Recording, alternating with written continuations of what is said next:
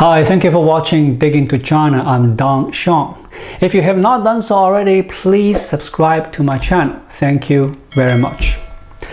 The West has been disturbed by what it sees as China's tacit support for Russia because of its refusal to condemn Moscow 4 months into the war. It has accused Beijing of repeating the Kremlin's line against NATO, opposing military aid for Kyiv and the sanctions on Russia.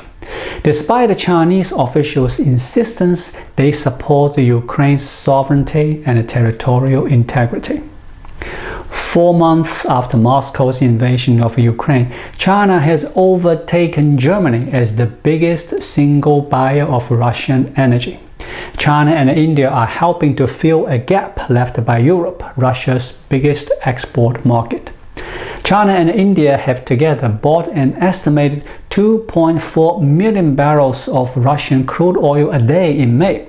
That was half of Russia's total exports. It has allowed the Russian oil revenues to grow in the force of Western pressure and given Moscow a crucial financial lifeline to keep funding its war effort.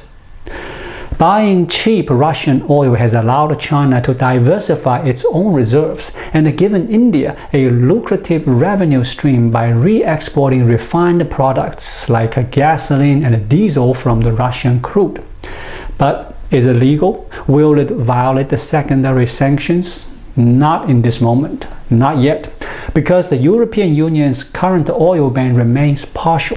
China and India's willingness to buy Russian oil will be put to the test later this year once strict measures come into effect. On June 22nd and 23rd, Chinese President Xi Jinping hosted a virtual summit for Brics and South Africa, known collectively as Brics: Brazil, Russia, India, China, and South Africa. Xi criticized Western sanctions as weaponizing the global economy and called for the grouping to work closer together. During his remarks at the summit, Russian President Putin said that the BRICS countries were developing reliable alternative mechanisms for international settlements and exploring the possibility of creating an international reserve currency based on a basket of BRICS currencies. Here is the million-dollar question. Can Russia rely on China to help it deal with the fallout of sanctions? According to Maria Shagina, Russia can't count on China for much. Shagina is a fellow at Britain's International Institute for Strategic Studies. Shagina said that China's rhetoric and deeds often diverge quite a lot. This pattern has been clear since 2014, when Beijing and Moscow deepened their ties at a faster pace. China is eager to take advantage of Russia's isolation, including purchasing Russian cheap crude oil. But when it comes to violating Western sanctions, the Chinese private sector is usually quite cautious. The Western oil embargo won't start until December 5th. It is now the phase-out period, and China and India are capitalizing on cheap oil they still can buy from Russia. China is playing a very delicate balancing act, but as war progresses, it will be more difficult for China to keep its position, the so-called pro-Russian neutrality position. Since 2014, Russia has had rather high expectations of Beijing to step in to help out with its very difficult financial situation. Since then, Moscow has had a more sober assessment in terms of how much help can realistically be expected from China. Even now, Russia is rather disappointed by the lack of support from China. According to Maria Shagina, there is some discontent from the Russian side when it comes to the lack of Chinese support in terms of financial assistance and technology transfers after sanction hit. Those are the two areas that Russia is now highly dependent on China and other non-aligned countries for their support. And China will be one of the main countries to watch when it comes to helping alleviate the impact of sanctions. Will China provide any financial assistance? Will China provide any technology that is now under sanctions like chips and semiconductors? Since from 2018 tell us what the Chinese private sector is very risk averse because it's so dependent on the US dollar for transactions and it tends to stay away from sanctioned Russian entities.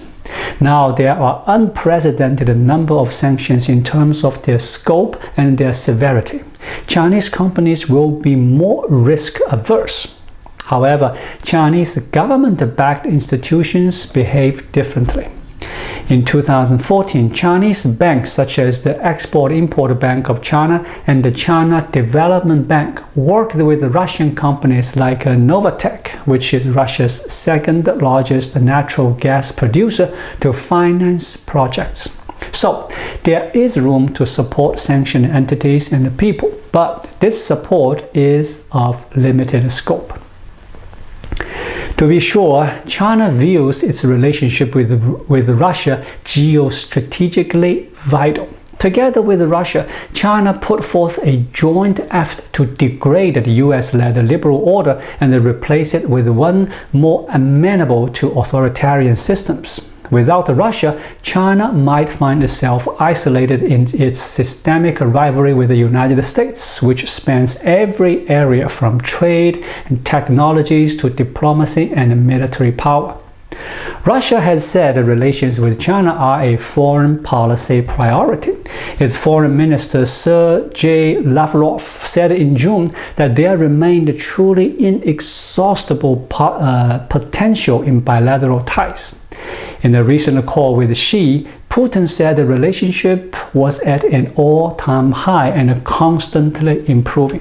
The two countries will look to further develop their defense ties in a dynamic likely to change the makeup of regional security in Northeast Asia. However, not everyone is convinced their goals will remain aligned in the future. A recent survey published by Foreign Affairs magazine asked international relations analysts about the prospects of Chinese-Russian ties enduring in the long run. The consensus is that although maintaining good bilateral relations is a pragmatic choice for both China and Russia, but whether the two countries will be able to manage the growing asymmetry in their relations in the coming years is a point of great uncertainty. One of the respondents to the Foreign Affairs poll was Wang Jisi, president of the School of International Studies at the Peking University in Beijing.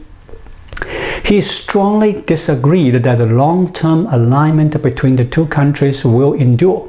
Wang said, "An alignment of friendship is durable only when the two sides not only show their solidarity but can afford to discuss their disagreement candidly and openly." The Sino-Soviet alliance in the 1950s was claimed to be unbreakable and seamless, but when their differences were made open, the friendship soon turned to hostility. Another respondent, Feng Yujun, professor and vice dean at the Institute of International Studies at the Fudan University in Shanghai, said, "The gap between the comprehensive national strength of China and Russia is widening day by day. Russia has a strong concern about China, and China and Russia have different national identities. China's development has been achieved within the existing international order, which Russia strongly wishes to overturn." Nadezhda Abatova also disagrees. She is a professor who heads the Department of European Political Studies at the Russian Academy of Science. She said, "Some time ago, one top Chinese official said, China has the largest population in the world and Russia has the largest territory in the world. We organically complement each other." Most likely it was meant as an optimistic forecast, she said. However, later on, these words were deleted from the record because their meaning could be interpreted as a sinister prospect for Russia. In fact, this implies very real future problems in the relations of the two neighboring nations. Despite the fact that Russia and China are portraying their relations as virtually an alliance, in reality, they are only situational partners, she said. As the saying goes, there are no permanent friends and no permanent enemies, only permanent interests. So true. Thank you for watching. Please leave a comment and subscribe to my channel. Just click the subscribe button right here. I'll see you again shortly.